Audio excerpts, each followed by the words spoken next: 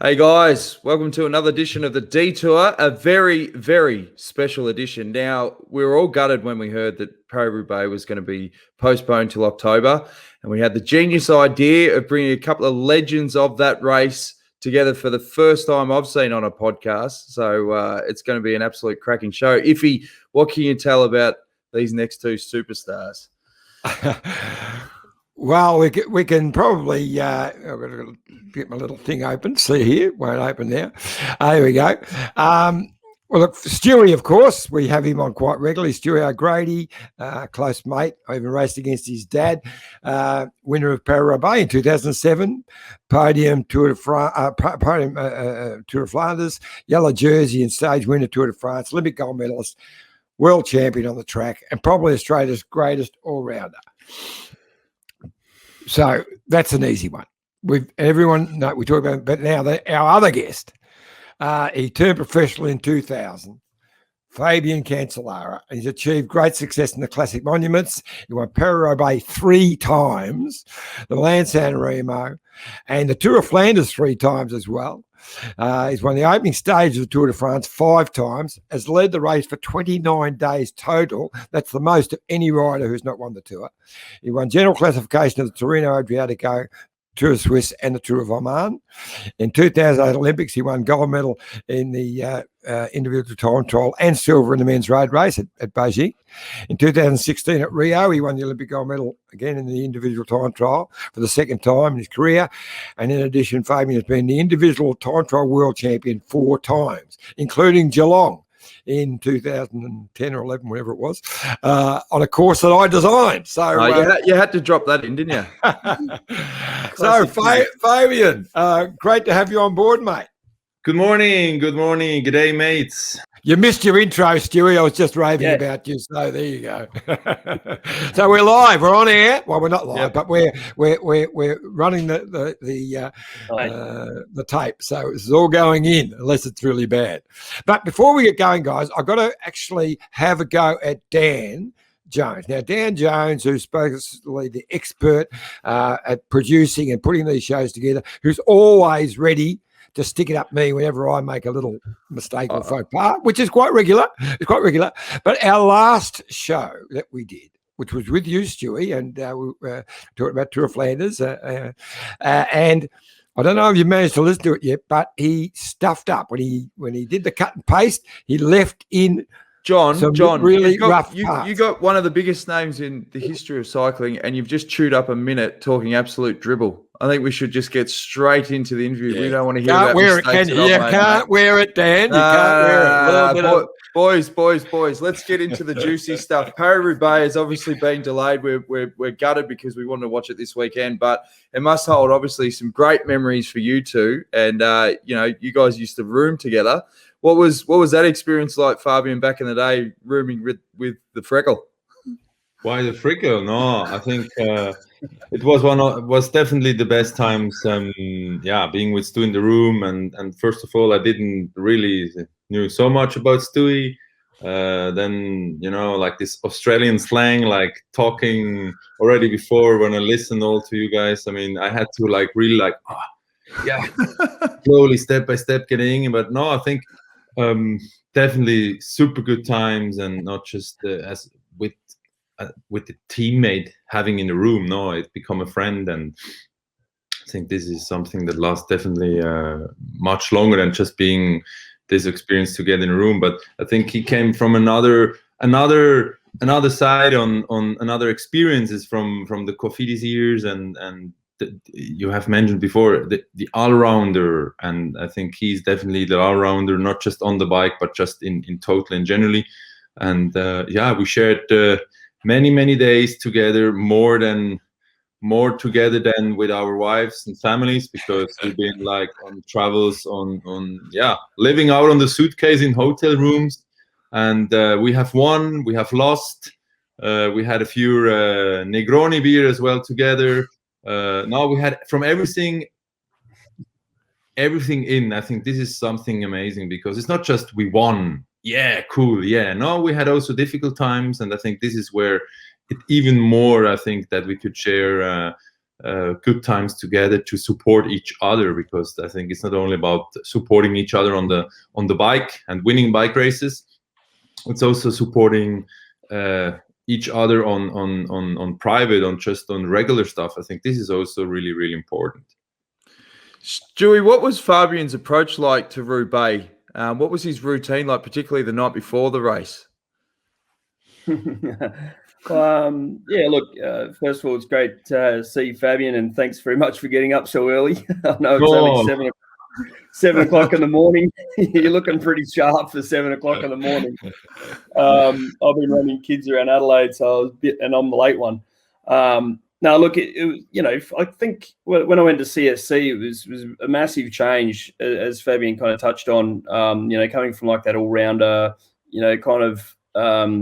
there was a lot of pressure on me to perform, and there wasn't a real lot of backup. So when I went to CSC, everyone in that room was not a legend. They were just fantastic bike riders. Like pretty much, 75% of the guys in the team were leaders or could win big races, which just gives you a massive air of confidence. You used to walk into, I remember when I wasn't in CSC, I was in Credit Agricole or Cofidis, and you'd see these guys walk in or ride past together, and you were kind of in awe of them and slightly nervous about racing them because they delivered, and you knew that you could just see that they worked together as like a team, which I'd never really been a part of. So for me to rock up there and be surrounded with guys like Fabian, I'm not sure how we ended up in the same room. You got a room with someone who has similar sleeping habits, hopefully doesn't snore, aka Jens Voigt, and kind of went to bed around the same time, which is not a Carlos Sastre who's still talking to his ninos at 1 a.m. when you're trying to get to sleep. He's on the phone with the kids. So Fabian and I we just started rooming together, and we got put together, and that's kind of it. So I guess seeing someone prepare for a Paris-Roubaix or a Tour of Flanders, Milan-San Remo, or any race that we went to, I was always really surprised how the big riders were different. Same with Boardman back in the GAN days, but Fabian used to do a lot of homework, and that was watching mainly the videos from online from the years before, and not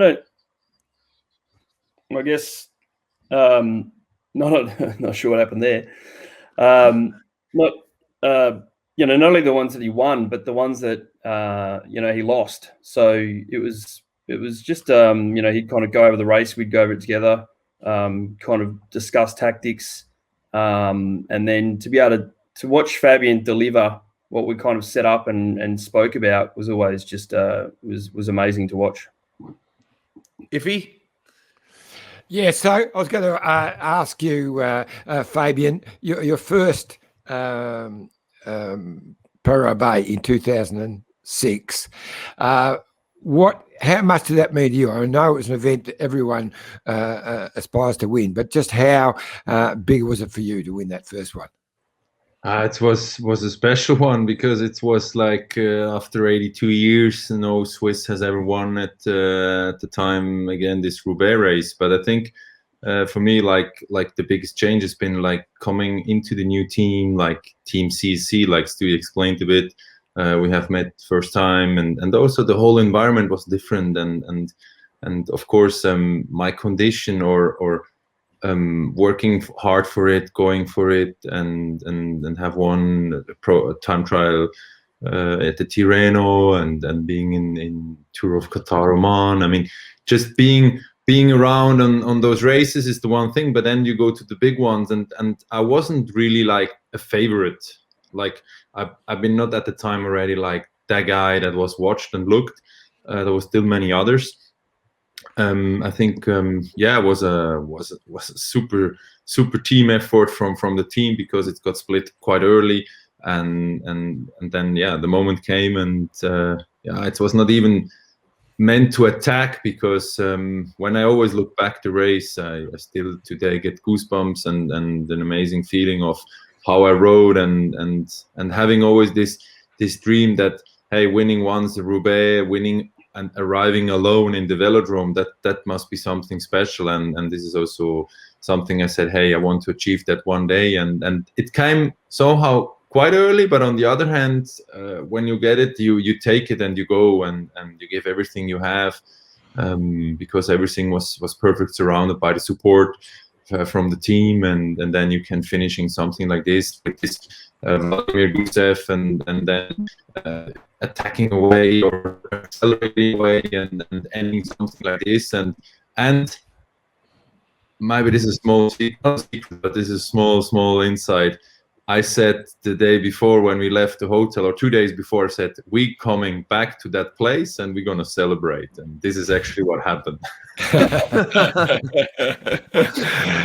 Yeah, that's a brilliant story. I'm going to jump in there, Johnny, because that was my first year with CSC as well. And I'd actually missed my first set of classics because I had a huge crash. My handlebars hit a huge hole, shaved the handlebars off the frame, off the forks, and punctured lung, broken collarbone, and 6 ribs. So that was I spent a very painful first year watching the classics from my couch, and it was really hard. Like, I dreamed of being in that team at the classics. Like that was my savior. I'd had a really disappointing end to a dodgy negotiations with Sony Ericsson and Mr. Freddie. So I was coming into a new team with CSC, looking forward to the classics, and ended up laying at home with busted bones and on painkillers, watching the guys do what I was dreaming of being a part of. So laying there in a kind of world of pain, and I'll never forget it. Watching Fabian win, I was so inspired to get back there the next year. And just to be a part of that team was really epic, to be honest.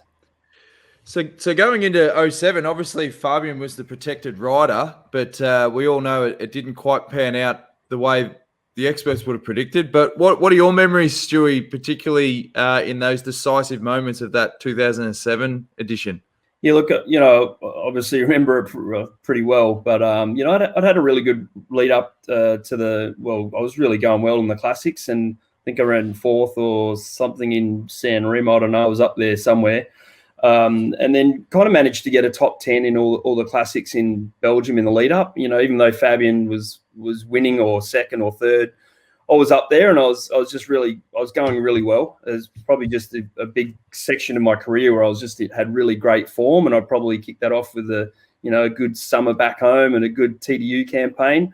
And I was just doing my job, to be honest. But when I was doing my job, I was kind of delivering, pretty much the beauty of this, and it may sound funny, but to be able to drop Fabian off at 80K to go or 60K to go, and every person has done a key element in making that happen, whether or not it's the guys chasing the brakes early or getting the breakaways in the, at the start, or shutting down a breakaway or closing down a gap or accelerating or even getting a water bottle. Everyone had done a key role.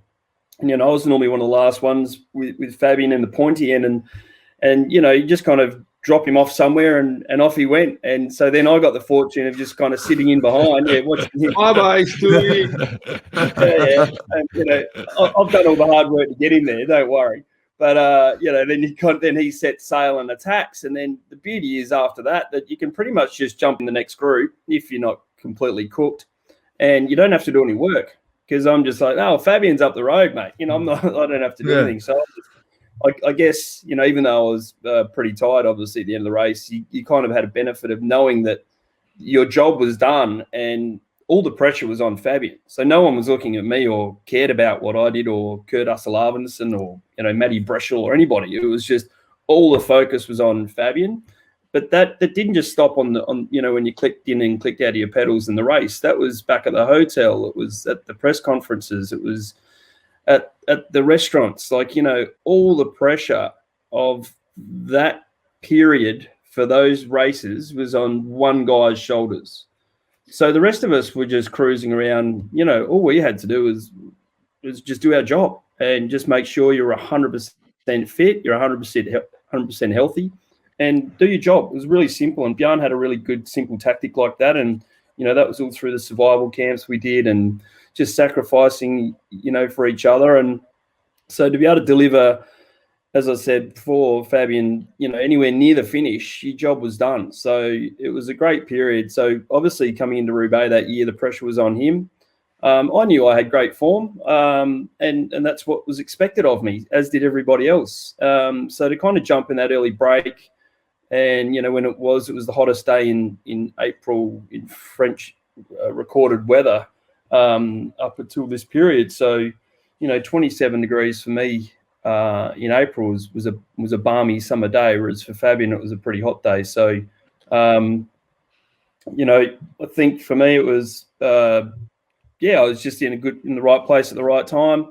Knew that the focus and the energy would be on Fabian and Boonen behind. I just did everything I could to ride with the group. We had myself, Luke Roberts, Matty Breschel up the front. So, we were humming along pretty well and had a 5-minute advantage. So, and obviously then I had a puncture and then a bit of a crash later on. But look, at the end of the day, if Fabian hadn't have said to me, go for it, my rock wouldn't be sitting on my shelf out the back of the house. So, I've got everything to be grateful for. I've seen a lot of big champions in races say, no, I'm okay, and not give that opportunity to the workers, to the other guys, because they didn't want them outperforming the leader. Whereas Fabian didn't hesitate. He said, mate, you go for it. He was, he wasn't on a winning capable day, and didn't need to be asked twice, that's for sure. I didn't get many opportunities, and it's probably the only time, or maybe Grand Prix Zurich, where Fabian helped me out a lot as well, which was another, great result that I personally had, and it was at the thanks of Fabian. We helped each other out a lot. I sacrificed a lot for him, and on a couple of occasions he sacrificed for me, but they were massive moments for me personally. Now, Stewie, is there any truth to the rumour that the words were hardly out of Fabian's mouth when you took off? Is that true? Yeah, absolutely. Yeah, I knew the answer, mate. I was going whether he liked it or not. No, look, it was just at that time though, and this is fair income, that just as we were talking, Roger Hammond and Vestman attacked. So I was literally talking, and I could see as I'm talking to Fabian, they were going. So he gave me the green light, and I had the two rabbits ahead of me, which I chased. Then I luckily got to sit on the back of them, because we had Lars Mikkelsen and Matty Breschel still out the front. So I got a free bus ticket across to the front group, even though I'd been out there for the breakaway the whole day anyway. Just those little efforts along the way. Next minute it was there was a moment to attack, and it was just instinct. There was no tactics then. There was no talking on the radio. It was just attack moment, instinctive moment, and it worked out. I've heard you mention in the past, Stewie, that you might have days like that in terms of how good you feel once a season or whatever. Was it one of those just unbelievable days in terms of how you felt? Yeah, it was. But I think a lot of that, yes, it was. But a lot of that is also psychological. I mean, for us, that was the last big day of our classics campaign, and you're all in. This is what you've been thinking of, and when you've been out training in November and December and January, you're thinking about Flanders and Roubaix. I was on a great day, and they didn't happen very often. 04 at the Olympics on the track was one of those days.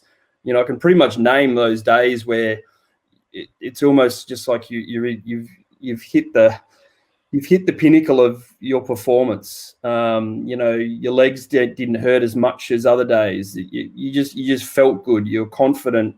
Things didn't always go in your favor, but you made the good decisions. Any other time when I attacked or punctured, in the D'Arenberg, I would have time trial to try and get back. That day I went, it's done. I'm not going to catch these guys again. I'm going to have to wait. So just all little things that, which is just experience. If he's just going to ask Fabian, we don't want to go on about all Stewie's victories. We'll talk to Fabian about all his great victories. We'll need another hour and a half. I'm done now anyway. That was my one story. Sorry. But I wanted to ask Fabian's recollection of that at that time. You know, I remember, well, Stewie has punctured. He's coming back. So he's actually getting a bit refreshed as he's coming back. And then the bunch was really hammering, trying to close it down. When you had that conversation with Stewie, what are your memories of that? Yeah, I think, I mean, Stewie went pretty deep already in all those insight. I think, of course, when you have the whole bunch, the whole world is watching you, the whole world is just looking at you, what you do. Of course, it's not easier. And of course, the year before I have won. So yeah, it came like that at the favorite straight away, Fabian. And yeah, the race developed quite good for us because Stewie was in the front. Was a tough start, but of course having someone up there is always really, really important and good. And I think with the bunch that was there was actually perfect. But still, we followed our plan that everything goes from that. That later on might be an attack from my side, but then this attack actually never came because things has changed during the race.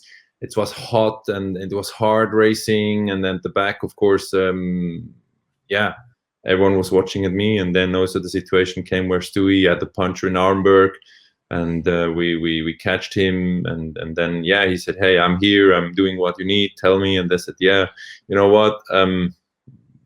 When a few attacks came and things went just strange. It felt just a strange day, and then I said, "Hey, Stewie, go," and to somehow use him again to that." The others are watching me, and so, but they don't watch Stewie.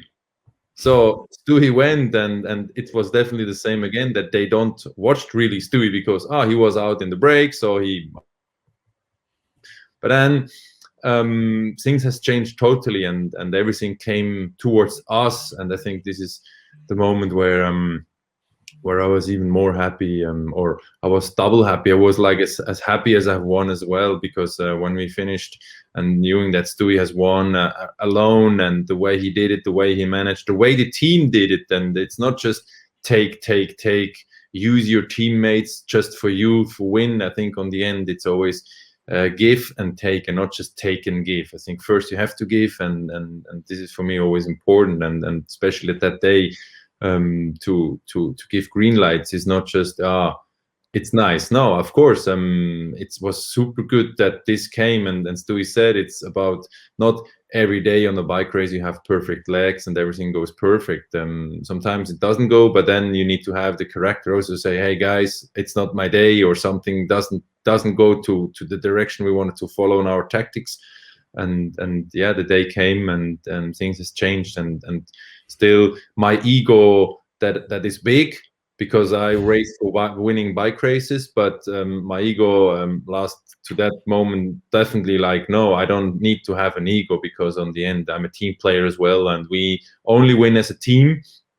And I could destroy the whole day in one single second, but this wasn't the case. Actually, I turned it the whole thing towards for our favors, and super happy that Stewie could bring the crazy heavy stone to Down Under.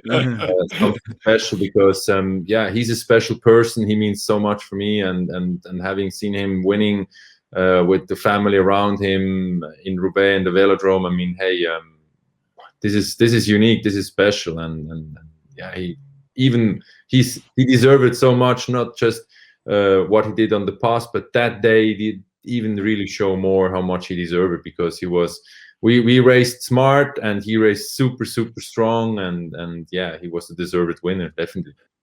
Fabian, given how strong you were during that period, how frustrating was it becoming that marked man? Because essentially you're surrounded by wheel suckers. You know, they don't want to do a turn, and essentially, I mean, how many more classics could have you won? Yeah, I think you have mentioned the words now about being marked.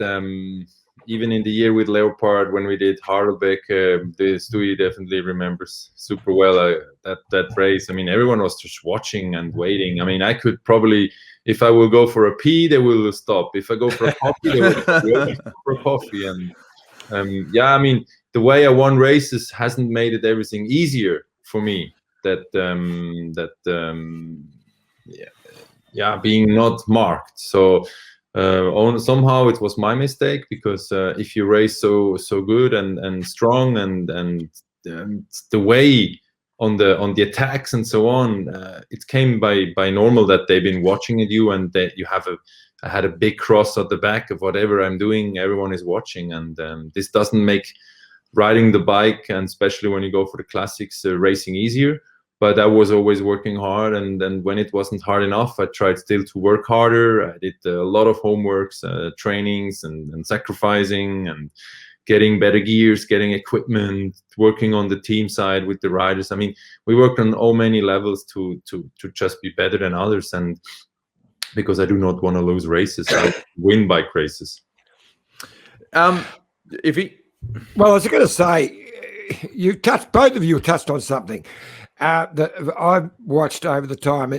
CSC, that team that you guys raced in, was very, very special. A camaraderie that I don't think any other team has ever matched. The way you all guys just bonded together, would do anything for each other. How much of that, I'll ask you first, Fabian, went down to Bjarne Riis, who is a very different cat, but how much of that was created by Bjarne?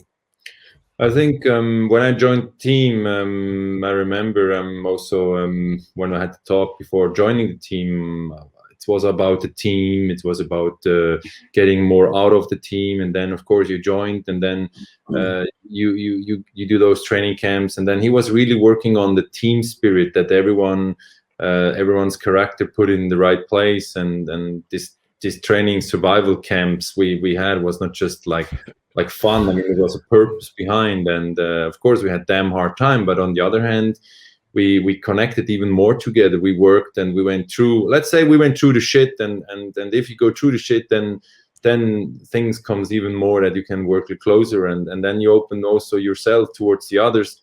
And Bjarne had definitely a huge impact, and he was also one of the persons or team bosses that has given me new experiences towards becoming a better person, because he wasn't working only as you have to become a better rider. No, he also worked that he can make better persons out of cyclists, because on the end we are humans, and I think this part was never seen in cycling. And the years with Bjarne, and I think we rumbled really cycling up. We had super good riders. I mean, from Frank and Andy Schleck, and we had Jens Voigt, and we had Carlos Sastre, had multiple riders, and we went to races. We smashed them. We won them. We worked we helped each other, and never someone said, no, I do not did. No, we did what we did. We went to the front, we pulled, and we worked for someone that had the day to win, and we did it. And so that's why it was a successfully many years with Bjarne Riis. And Stewie, just I'd like to have your comments on Bjarne as well, because I know you two got on really well at times and had a few run-ins as well. Tell us about the run-ins, Stewie. Every relationship has run-ins. No, look, I think there's one thing you got to think back, early 2000s here. I've been a pro for quite a while, but Bjarne brought in a thing called philosophies, to a cycling team. It was something that I'd never come across in my time, in the French teams. And, it was all about respect, communication, sacrifice, commitment, and we're sitting there at the start of the training camp and talking about these kind of things, which I'd never heard spoken about in a cycling team before. And a lot of it just made sense. It's about respecting your teammates, respecting the mechanic that is out there working on your bike at 10 o'clock at night. It's respecting the soigneurs who are, lugging your suitcase up to your room, doing everything. The whole team was just around to make you better for the team. And everyone gave 100%. We raced hard, we trained hard, and we celebrated hard if we'd won. And it was just a good feeling. It was a great time. It was one of the best few years in my career and my life. And as Fabian said, as a person, and, bringing your families in, bringing your wife and your kids to the races, stuff that hadn't really been done before and was more frowned upon. We were out there, absolutely turning ourselves inside out for our teammates, but we were winning and delivering and having a bloody good time at the same time. Hey, Fabian, how tough was it when you found out that Stewie was going to leave the tight knit group and join Green Edge? It wasn't easy. I think we have done so many years together, but I think it's not. I'm not married with Stewie, so I mean Stewie had also I don't say career ending, but of course he's an Aussie and Green Edge is an Aussie team. I mean, was this opportunity, and I think it was right to do it. Because I mean, Stewie has done so much for the Australian cycling sport, the sport in generally, for so many people, and going home or coming home, I think with all the people surrounded, I think it was the right decisions to do. I mean, I couldn't say no. I mean, because he has also to continue his life, and not just as Stewie O'Grady as a bike rider, also Stewie as a person. And I think when also this Green Edge came, I think it was this opportunity that he can even show more the country how cycling is in detail, and to give this opportunity that he can continue, might also after the career. And so this I think was a normal move, and I wasn't angry. I was even more happy for him than something else, because this is something what he deserves to be. I mean, if a Swiss team will be at the time as well coming on, I've also had to think, hey, why not? Because you race not for your, I mean, you race for a home team, like from your country, and there's also pride to do that, and it was completely right to do it, to follow that. And but I mean, cycling, you change one to another year a team, and I think but what we shared together and our friendship, whatever you are, in which team you are, this will not disappear, because it was something special. And so I knew it that our crosses, or our path will still cross. So. And that's super nice. Now, mate, we know you got to go. I've got a couple of quick questions for him before he does go. I know you got to go. It's been fantastic to have you on board, mate. But it shows you are human. You've got to take your daughter to school, which is fantastic.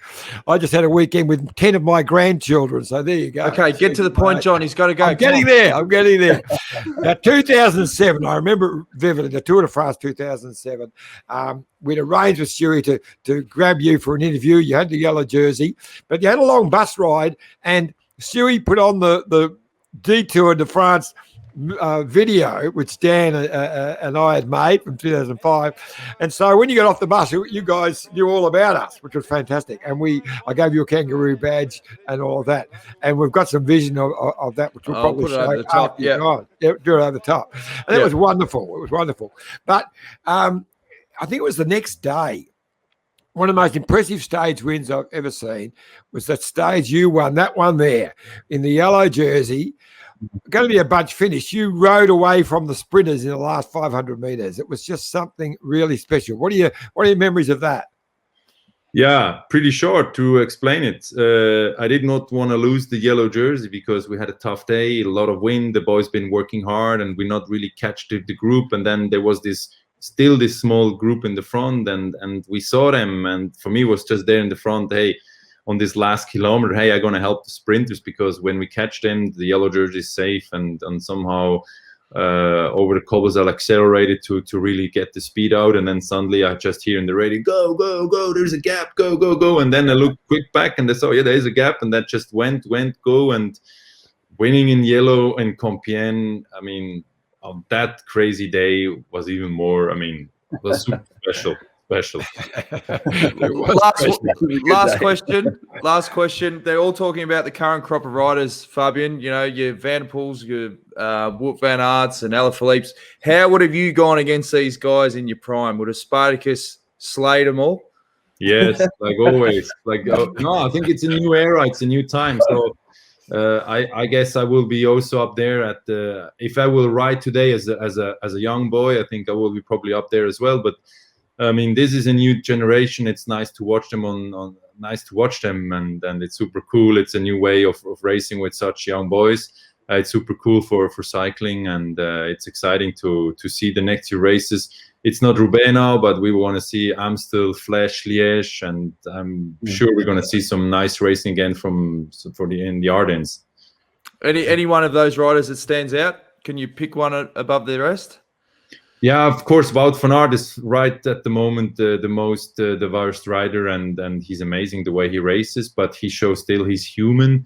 I think, and this is good about that, we see still the humans when they have crisis in races, and they're not just robots. So yeah, that was the first part now of the classic season, and now we see Pays Basque, and then we see the new riders coming in for the Ardennes. So it's going to be fantastic. Well, mate, we really appreciate you being on the detour. You're an absolute superstar. It's free Mitchelton wine when you're back in Australia, and we'll have to send you over a box, mate. Now, well, not only that, No, because guys, in a I minute, need to leave. My daughter is in a minute, we're going to do an ad for Let's Go Motorhomes. And they just told me, when you come to Australia next time with your family, Jerry's going to have a Let's Go Motorhome for you. There's one there. So anywhere you want to go in Australia, Let's Go Motorhome. I will. All right. Thanks, mate. If I come, it's 2 down under, nothing more. Okay, mate. Okay, mate. Bye, on you, buddy. Thank you. Take it easy, man. Bye-bye. Ciao. See you, mate. What a legend, Fabian Cancellara. Hey, Stewie, we can't thank you enough for organising that, because if it had been a cold call from Johnny Trevorrow, he would have been like, who's this? I was a little bit concerned with the time when he said, "Can we do it at 11 a.m. Swiss time?" And I actually said, "Sorry, mate, I've got to go watch Port beat Richmond." He didn't quite get that, but it was good enough to. I don't quite get that either, because I don't think it's going to happen. Although you never know, But it was an interesting question at the end. Do you think in his prime he definitely would be up the pointy end with the current crop of riders? Oh, absolutely, no doubt. Yeah, I mean, look, you're talking with one of the biggest classics riders in history. Look, it's that. I guess the good old question of, gee, would have Eddie Merckx been up there at the same time? I think you've just got to compare athletes to the time that they're in. You can't say what ifs and the technology's better, and it was quite funny when Ganna won the time trial in Tirreno Adriatico along the coast there on the final stage, and actually messaged Fabian, because I honestly didn't know. I knew that he won quite a few of the final time trials, but I wanted to know his time to compare it against Ganna's, because it's the exact same circuit every year. It's the same conditions, the same kind of wind. It's always crap. And I wanted to see, how quicker Fabian was than Ganna. And he replied back, he beat my best time by 2 seconds. And sorry, that was Wout van Aert, not Ganna. Which blew me away, So Wout van Aert, who'd won the first stage in a bunch sprint, comes out on the final day and rides 2 seconds quicker in the time trial than Fabian's best time, just to give you a bit of perspective. So, I think, Wout van Aert at the moment he's just at the prime of his life, to be able to win time trials and bunch sprints. Can't think of too many people that have done that.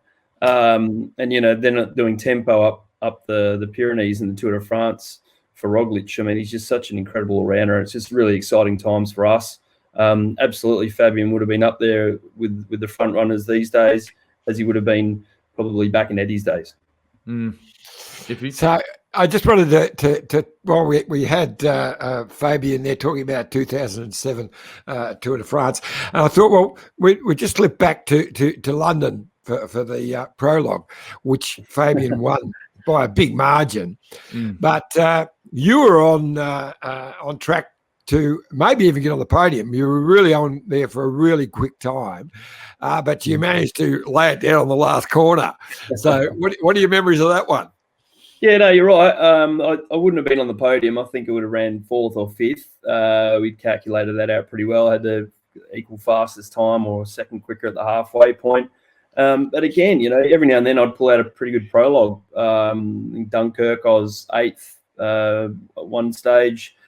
Every now and then I'd pull out a good time trial. But the one in London, I mean, I think, again, rooming with Fabian, in the classics, it kind of didn't demoralize you, but it kind of went, well, I'm just here to work. You're not here to win, and you're not really thinking like in the winner's mentality. You're there as a helper, and you're not walking around thinking I'm going to destroy everyone and ride everyone's legs off. So it's a really different approach. But in London, I knew it was a pretty cool course. It was the first time we'd been back to the UK since '98. And I was just excited, and it was a cracking day. And I just went, you know what? I'm going to have a red hot crack. And yeah, I was on a pretty good day until my foot actually hit a hay bale turning on. You know, when you're pushing the limits, especially for me that was 100% all in. You know, I just overcooked the corner. It's pretty simple. So my foot actually hit a hay bale, which pushed my foot into the back wheel, and next minute I'm sliding down the road on my ass. So things went from hero to zero really quickly. But even then, you know, the boys were really annoyed because we would have won the team's classification. I remember Jens going, "Oh, good on you, Stuart. You crashed, and now we don't get the red numbers the next day." And I'm like, "Well, where were you, Jens? You didn't see you in the top 10." Anyway, yeah, they were good times. At the end of the day, Fabian saved the day as he always did, and we still got our nice bottle of red wine from Bjarne Riis's secret cellar selection. Yes, well, just to finish that story, because I was ghosting a story for you were writing for Cycling News. Well, back that were the early days. I used to ramble it out, and you would just say, "Yeah, that's close enough," or whatever. Later on, you started doing it all yourself. But this one, I remember. So it's the prologue, open thing, and then you're gone to hospital. I've rang the team, and they can't tell me anything. All they told me was, "Oh, look, nothing's broken, and he will be starting tomorrow." So I had to write this piece pretending I'm you and saying, "Oh yeah, I just overcooked at a fraction," and yeah, but I was disappointed because I reckon I wasn't far off the podium, blah blah blah. But I'll be there on the start line tomorrow. See, and I said, and then there's you saying, and in the classic words of Leonard Cohen, "I'm aching in places where I used to play." And the next morning, I remember talking to you, said, "Who's Leonard Cohen?" But you're a fan now. Yeah, absolutely. No, look, well, the worst part of that is the next day I'm on the front for 120K probably. Doing a little time trial on my own. Before we let you go, Stewie, is there any particular victory that Fabian had that stands out on top? It's a good question. It's funny. I mean, a lot of them kind of morph into, just that he went out and won. I think the Tour of Flanders, where he was in his Swiss national champions jersey. There we go. Look at that. Yeah, good. That for prep. Jeez, That's quick. About that. That's unbelievable.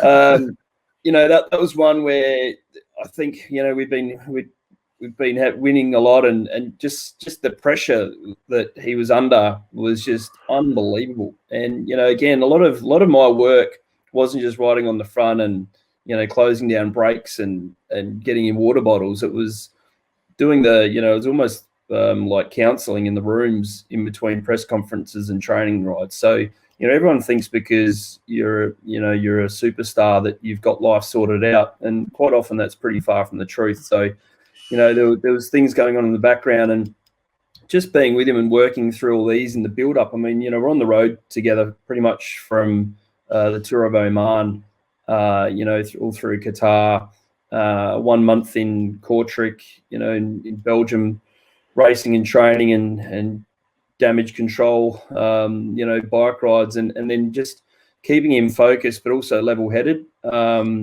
And, I was probably one of the only people that could, go back to the room and just kind of remind him, because the Belgians used to like winding him up, and they'd try and create stories and, giving him names, and the Gladiator and Spartacus, and, things definitely were easily going to his head.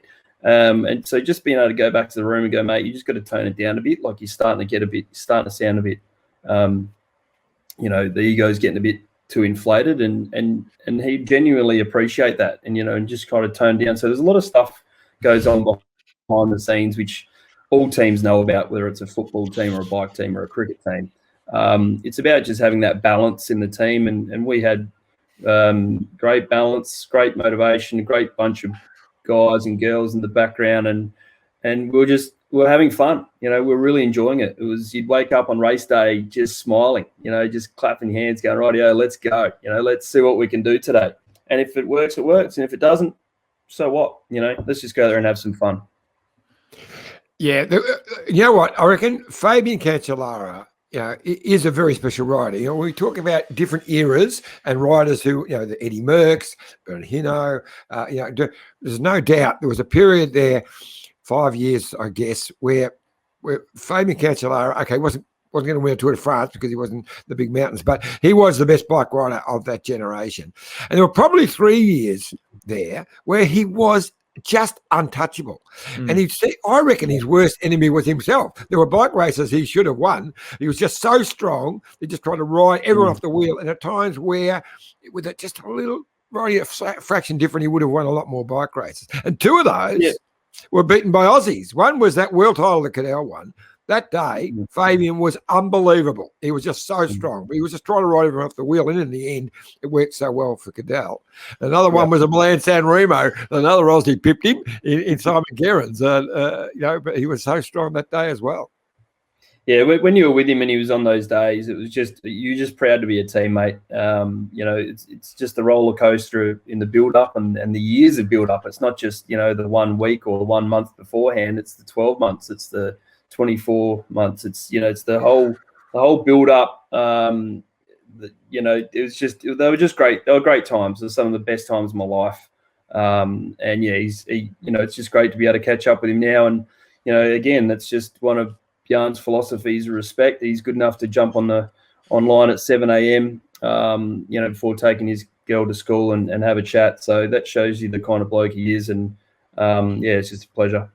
You can really sense your chemistry with Fabian as well, because I think you touched on something earlier. Like, the media was savage towards Fabian during that period. Remember when they were trying to drum up the whole mechanical, doping stuff and all that sort of shit? Like, you see now riders like Gilbert's pulled out of Flanders for mental health reasons. Dumoulin. It must have been really tough. Because back then, even, we're not talking that long ago, mental health issues around cycling just wasn't a thing. It was just you had to suck it up. Whereas that must have been a really difficult period through all of that. Well, especially when his main contender is Tom Boonen, who's the a living legend in Belgium at the same time. So the media are really out to try and find any little weak link in not only Fabian but the entire team. So, in a way, it was a good thing that we couldn't read the papers, because you're pretty much just looking at pictures and, you could kind of tell the headlines. But, they were trying to drag up some serious controversy. And the TVs were just cycling shows 24/7. You couldn't get away from it. So I guess looking back now, it's great that we couldn't understand it, because you would have got even more sucked into the controversy and the media and the mental game. We just whack on some Netflix or whatever was back in the day and watch a movie. So, it was a really crazy period. Fantastic time in my career. As I said, some of the best years of my life. Got some good mates out of it.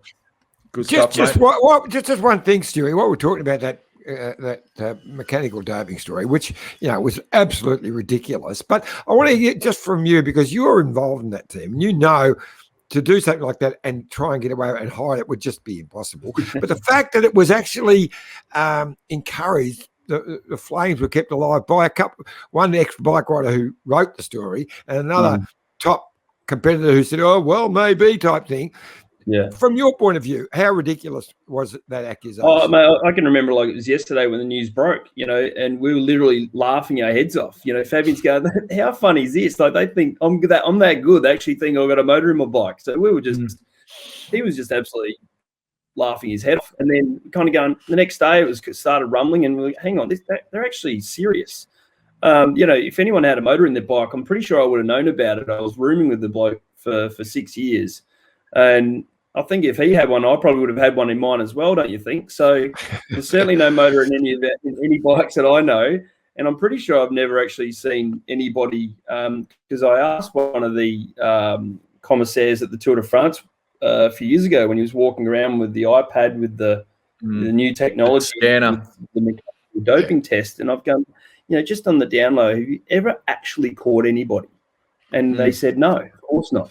I'm like, well, yeah, because it doesn't exist. It doesn't exist in the pro. Well, there was that cyclocross. The bird in the cyclocross. Yeah. Yeah, and exactly, cyclocross, not part of a team. You could not get away with that kind of thing involved in a team when there's just so many people, there's so many bikes, there's so many people around the bike. Yeah, You got 5 mechanics on every race. You've got, it's just not going to happen. So, look, the whole story, I know it was funny at the start, and someone actually mentioned it recently, and it kind of annoys me because, to think that people are always looking for something, you had to have done this, the way you went up the Paterberg with Jock Boonen. It's like, well, have you actually seen how Van der Poel went up there the other day? Like, it's just different gear ratios at different times.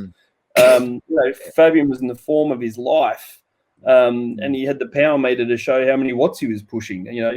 All the data, all the relevant data was on his SRM, which had been publicised. So, yeah, look, it's funny and it's not funny. He gets a kick out of it, but I'm glad you didn't bring it up when he was on the screen, because I guess it does. You're never going to have. You're always going to have a few non-believers, I guess. Yeah. People love a controversy. Yeah. Before we let you go, Stewie, my old man wants to know: will there be any significant changes to the TDU format for next year?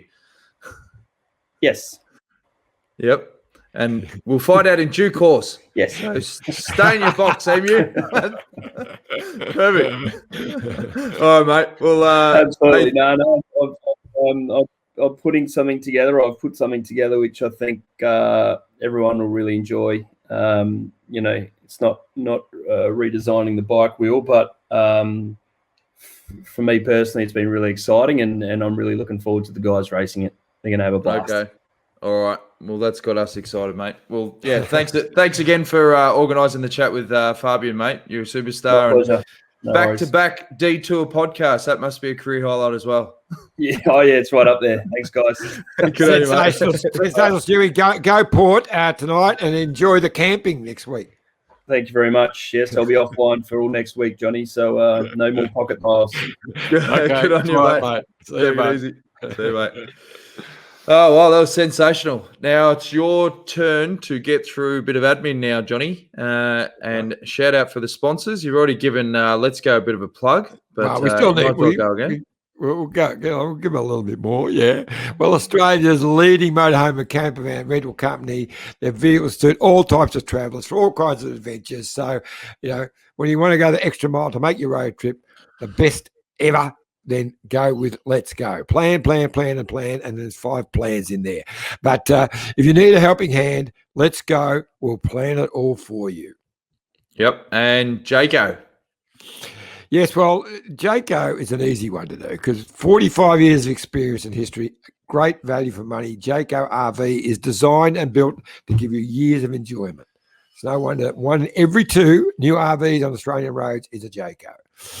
And with 29 Jayco dealerships across the country, you're sure to find one close to you. Have a chat to your local dealer about the best RV. And remember, if you need a caravan, you go to Jayco. They're the best. And why wouldn't you support the company that supported cycling for the last quarter of a century?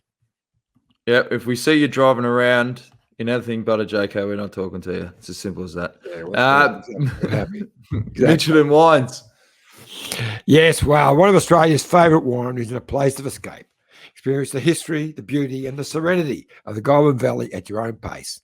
Looking over the vineyards from the iconic tower, staying at the new hotel, relaxing by the pool, recharging in the day spa, exploring the seasonal menu at the Muse, and the restaurant is just fantastic. The food is to die for. Stopping by the Providore, touring their wine cellars, and of course tasting their signature wines. The spa is amazing. You can recharge by the day, relax by night, in a place of timeless beauty. And Mitchelton's become known as an amazing venue for weddings and that special function, offering unique spaces for those memorable events. Host your next function beneath the iconic tower. And of course, you've got to go downstairs into the most amazing Aboriginal art gallery, the biggest privately owned art gallery in the world, Aboriginal art gallery in the world. And just look at those amazing art pieces. And of course, there it is, the old $10,000 Land Cruiser with a €5.5 million paint job. 5.5. It is getting into some record territory, folks. Here's a quick word from our great mates at Bike Exchange. Look at this bike. You think it's just a bike, right? But it's not. It's a bike 374 people are looking at. This guy, this girl, them, all looking at it. People from here, there, and wherever this is. People that are looking for a bike. Or just a piece of it. Amateurs, semi-amateurs, and pro-amateurs. This guy wants this bike, but with this crank and these bars. This could be the perfect match. But not this one. This girl has a bike to sell, and thousands of people might purchase it. Eyes on Bikes help grow small businesses. His, hers, yours, and the latest data and insights help those businesses keep moving. We are the world's #1 bike marketplace, with over 500,000 products and 900 brands, where buyers and sellers are brought together in a place where a bike is never just a bike. Bike Exchange, where the world buys, sells, learns, and rides. Well, that wraps a pretty big episode, Johnny. I think one of the standout victories for me with Fabian was his last big professional race. I mean, he finished at the Japan Cup, but the 2016 Rio Olympics, when he took gold, he wasn't the favourite. Remember, Dumoulin was the red-hot favourite, and you can see Froome there looks a bit pissed off. I think he's got the bronze. But Fabian's obviously over the moon.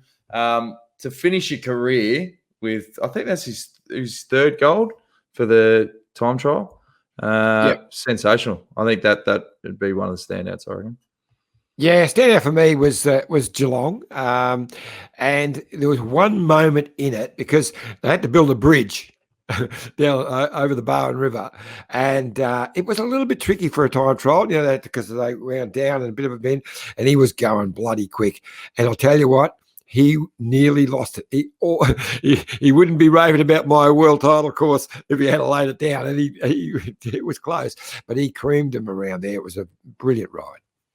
Well, it was a sensational episode. We really hope you enjoyed it on a day that should have been celebrated with a live version of Paris-Roubaix, but we thought we'd give you the next best thing. I thought it was fascinating, Iffy.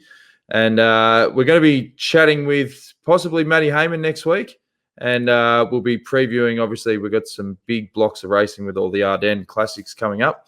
So it's going to be exciting time. So remember to follow, like, share, subscribe, turn on notifications on YouTube, tell your mates about the show. Appreciate the support, and we'll see you again soon. And I was going to say, before you flick away, we're also going to talk with Mark Renshaw, who one of Australia's great road sprinters, great, brilliant track rider as well in his earlier days, and of course, most renowned for leading our Mark Cavendish, to many stage victories.